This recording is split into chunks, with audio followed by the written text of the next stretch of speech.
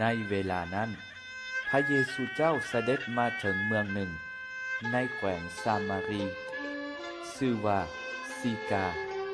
ใกล้กับดินดอนที่ยากอบได้มอบให้โยเซฟบุตรของท่านอยู่บ่อนนั้นมีน้ำสระของยากอบพระเยซูเจ้าเดินทางมาเมื่อยก็ทรงนั่งเศร้าอยู่ริมสระนั้นแม่นเวลาประมาณเที่ยงมีหญิงสาวซามารีผู้หนึ่งออกมาตักน้ำพระเยซูเจ้ากล่าวกับนางว่าขอน้ำกินแด่ส่วนพวกสาวกได้พากันไปซื้อของกินอยู่ในเมืองหญิงสาวซามารีทูลพระองค์ว่าท่านแม่นคนชาวยิวจะมาขอน้ำกินนำข้าน้อยผู้เป็นชาวซามารีแนวใดได้เวลานั้นพวกยิวกับพวกซามารีบ่เกี่ยวข้องกันพระเยซูเจ้าทรงตอบว่าถ้าเจ้ารู้จักพระทานของพระเป็นเจ้าและรู้จักผู้เว้ากับเจ้าว่าขอน้ำกินแด่นั้นแม่นไผแล้วเจ้าคงจะขอน้ำจากเพิ่นซ้ำและเพิ่นจะประทานน้ำบันดาลชีวิตแก่เจ้าหญิงนั้นตอบว่าอาจญาเอ๋ยท่านบ่มีหยังจะตักและสร้างนี่ก็เลิกด้วยท่านจะเอาน้ำบันดาลชีวิตนี้มาแต่ไสท่านใหญ่กว่ายากอบบรรพบุรุษของพวกเราผู้ได้ยกสร้างให้พวกเราบ่เพิ่นเองและพวกลูกหลานพร้อมทั้งฝูงสัตว์ก็ได้กินน้ำในสระนี้ด้วยพระเยซูเจ้ากล่าวว่าผู้ใดดื่มน้ำนี้ยังจะอยากอีกส่วนผู้ใดดื่มน้ำที่เฮาจะประทานให้นั้นจะบ่ฮอดหิวอีกเลยและน้ำที่เฮาจะประทานให้นั้นจะเกิดเป็นน้ำพุพุ่งขึ้นถึงชีวิตนิรันดรอยู่ในตัวเขายิ่งนั้นทูลว่าอาจญาเอ๋ย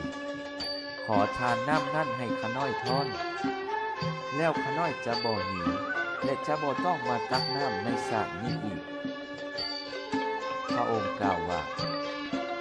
จงเมื่อเอิ้นผัวของเจ้าและกลับมาใหม่หญิงนั่นตอบว่าข้าน้อยบ่มีผัวพระองค์เว้าว่าเจ้าว่าบ่มีผัวนั้นแม่นจริงคือความเจ้าย้อนว่าแต่ก่อนเจ้ามี5 ผัวแล้วส่วนผู้อยู่กับเจ้าเดี๋ยวนี้ก็บ่แม่นผัวเจ้าดอกแม่นคือความเจ้าแท้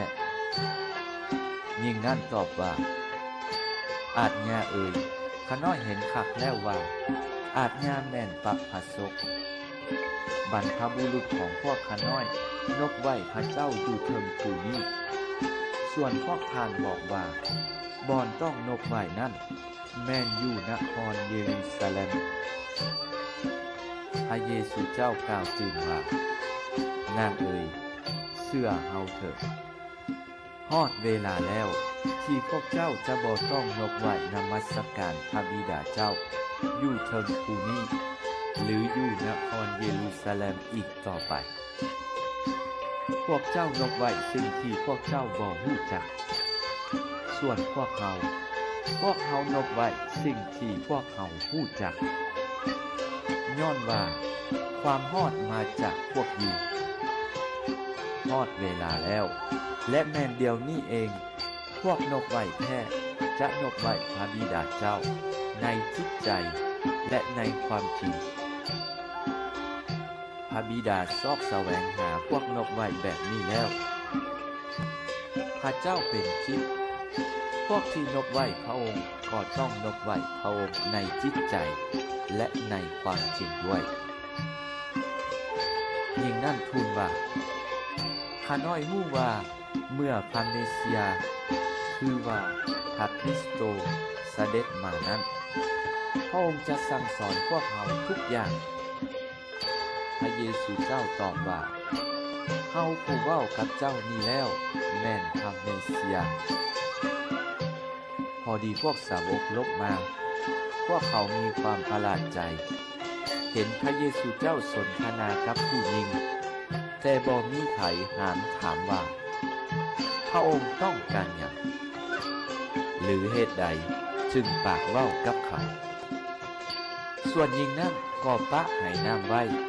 แล้วเข้าไปในเมือง และบอกกับไทยเมืองว่าเชิญออกไปเบิ่งคนผู้หนึ่งที่เว้าเรื่องต่างๆของข่อยถึกหมด คือจะแม่นพระคริสโตก็บ่จัก พวกเขาก็พากันแล่นออกจากเมืองไปหาพระองค์ ในระหว่างนั้นพวกสาวกก็ไหว้วอนพระองค์ว่า พระอาจารย์เชิญรับประทานข้าน้อย พระองค์ตอบว่า เฮามีอาหารอื่นกิน ซึ่งพวกเจ้าบ่ฮู้จัก พวกสาวกจึงเว้ากันว่า มีไผเอาหยังมาให้พระองค์รับประทานบ่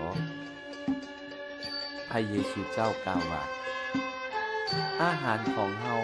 แม่นทำตามน้ำพระทัยของพระองค์ผู้ทรงใช้เฮามา และทำให้ภารกิจของพระองค์สำเร็จไป พวกเจ้าบ่เคยเว้าบ่ว่า อีก4 เดือนก็จะถึงยามเกี่ยวข้าว แม่นแล้วเฮาบอกพวกเจ้าว่า จงเงยหน้าขึ้นแนมเบิ่งทุ่งนาข้าวสุกหุงพอเกี่ยวแล้ว ผู้เกี่ยวได้รับรางวัลแล้ว และได้ผลข้าวไว้เพื่อชีวิตนิรันดร แล้วทั้งผู้หว่านและผู้เกี่ยวก็ร่วมม่วนซื่นยินดีนำกัน ดังสุภาษิตว่า ผู้หว่านก็ต่าง ผู้เกี่ยวก็ต่างเฮาได้ใช้พวกเจ้าไป เกี่ยวเอาสิ่งที่พวกเจ้าบ่ได้ออกแรงหวาน ผู้อื่นได้ออกแรงหวานแล้ว ส่วนพวกเจ้ามีแต่ไปเก็บเกี่ยวเอาผลที่มาจากน้ำเหือแห้งของเขาชาวสามาธีเป็นจำนวนมากได้เชื่อถึงพระองค์ย้อนข้อความที่หญิงผู้นั้นได้เว้าว่า เพิ่นเว้าเรื่องต่างๆของข่อยถูกหมด ดังนี้ชาวสามาธีที่มาหาพระองค์จึงเชิญพระองค์ไปพักเศร้าอยู่นำพวกเขา พระองค์ก็ได้พักเศร้าอยู่นำพวกเขาเป็นเวลา2 วัน และยังมีหลายคนกว่าอีกเชื่อถึงพระองค์ย้อนได้ยินวาจาของพระองค์ พวกเขาเว้ากันกับผู้หญิงนั้นว่า เดี๋ยวนี้พวกเฮาเชื่อบ่แม่นย้อนความเว้าของเจ้าดอก แต่ย้อนพวกเฮาเองได้ยินเพิ่นเว้า พวกเฮาจึงฮู้ว่าเพิ่นนั่นแล้วแม่นผู้กู้ไถ่โลกแท้